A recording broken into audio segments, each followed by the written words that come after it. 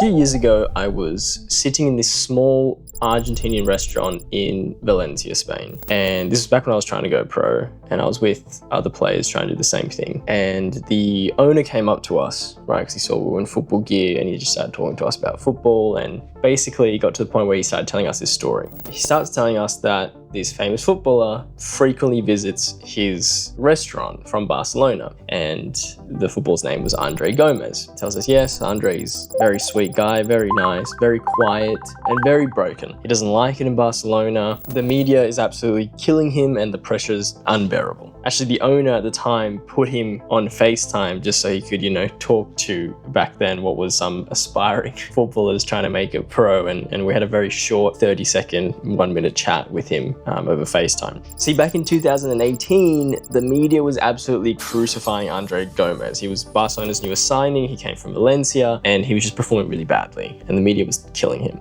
Most of you guys are probably too young to remember him, but at the time, he was basically one of the most technically gifted midfielders in Europe. And I'll never forget that conversation I had with that owner, because we're talking about a player that was at the pinnacle of his football career. And yet because of his mentality, he hated where he was. He was drowning. And this is the side of football that many don't see. The idea of this video actually came to me when I was watching a movie called Whiplash. If you haven't seen it yet, it's an awesome movie. Go watch it. Basically, it's a movie that's all about obsession and what it takes to be elite in anything. And I want to start this video by talking about someone that is already elite and showing how his mentality let him down in certain aspects. Obviously, there's a lot of factors that go into this. I'm not picking on Andre Gomes. I think obviously it is hard for anyone in that situation. But I want to start by saying that elite players suffer this. So then I could talk a bit more about the other side, the side that probably is more beneficial to you watching this. Basically, stay with me. Whiplash, it's about obsession. It's about a teacher pressing and pushing his students in the most abusive and mentally draining ways that an individual can for another to try and excel and pour out, in my opinion,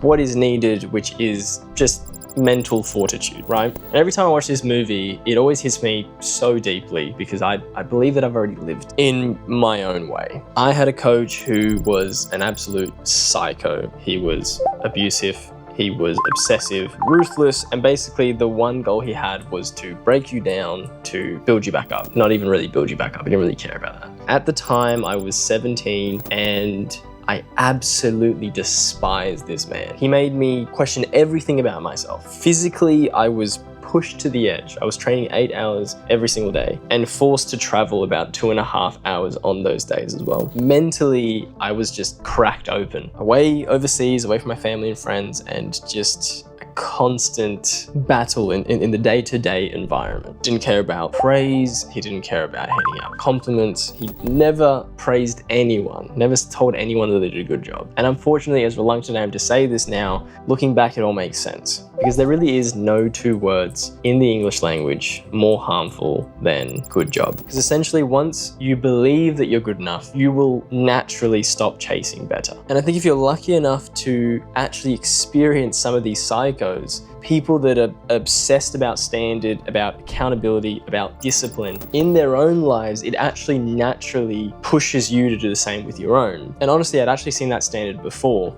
I've personally been blessed with some incredible teachers that always pushed me to be better, even when I personally thought that I had done enough. My dad, for example, is one of them. I remember having a great game. I went on the pitch, scored 3 goals, came back, hopped in the car, and I was waiting for that validation from dad. And he dead set looked at me in the eyes and goes, "You could have had 4. Your stamina let you down." What a man, right? And you know what? He was right. I could have had 4, and I did get lazy towards the end. And I think we do owe it to ourselves to push for the 4th and the 5th. Like, standards are only ever going to be as high as we allow ourselves to keep them. And looking back on that season that I had in Spain with this psycho, I still feel the impact of that season in Spain more than any other in my entire career. That single experience built me, I believe, not just as a player, but also as a man. I hated this man for years. I blamed him for a lot of things. But now, even when I talk to other people about Fletcher, which is this teacher in Whiplash,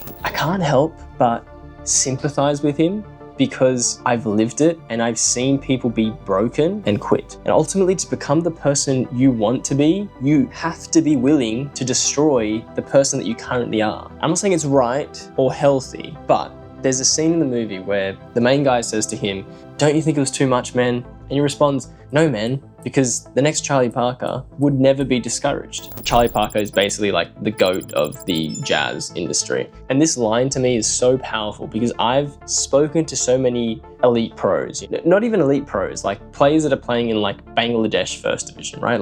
And all of them, I mean, all of them have walked through hell to get to where they are. None of them had a linear path, nice and easy to the professional scene. They all have had stories. I know professional players today that have went through the same guy I had a really bad experience with, and today they're making $330,000 a year as a professional player. Ultimately, what I think happens to players and what happened to me was you have to go through an ego death. This is what they don't really warn you about. Basically, after I went overseas the first time, I came back a different person, different player. I wasn't the same, not even close. Even the people closest to me, my mum didn't recognize me for like 6 months. And I'm not exaggerating. She'd ask what happened to me. She'd ask if there's anything else that I didn't want to tell her, things that happened. There was plenty, obviously. But what actually happened was that I just grew up faster than I would have normally. And I genuinely had my ego ripped out from me and just completely shattered. But in its place, while I didn't know it at the time, I replaced it with something a lot stronger. And that's the part I think most players don't quite understand, or at least it takes a longer time for most people to understand. You can't just grow. You have to kill the person you are first in order to grow, because your foundation essentially is weak. And you have to bury that soft version of yourself that you have, the one that wants to be liked or validated in order to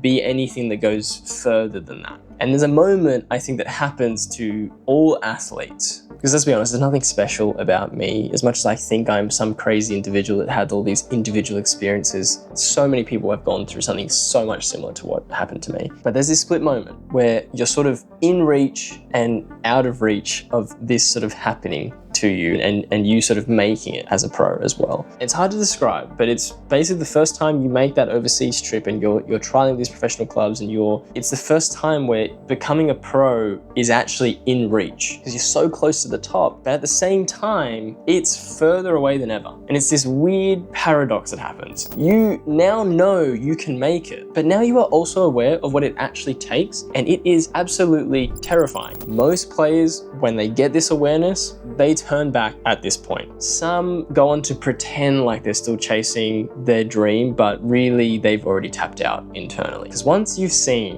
what greatness actually costs, you either commit to dying and becoming someone new, or you stay where you are. And football, like any elite discipline that you can try and chase in your life, just like in Whiplash, it was music, just requires you to be better, man. You can't expect to be doing the same thing you're doing in an NPL club or a state league club, be the exact same person with the exact same training schedule, with the exact same reactions to things, and then you're going to walk into a professional environment and you're going to get signed. Like, no, you will be absolutely broken to pieces physically and mentally in order for you to have the standard required of your daily habits to then become the person that these pro clubs actually want to sign. You can't teach this. Unfortunately, players just have to live through it, right? But I want to leave you with a focus point on this video. I'm going to encompass it pretty well. That season, that breakdown that I had, it gave me something most people never develop: neutrality.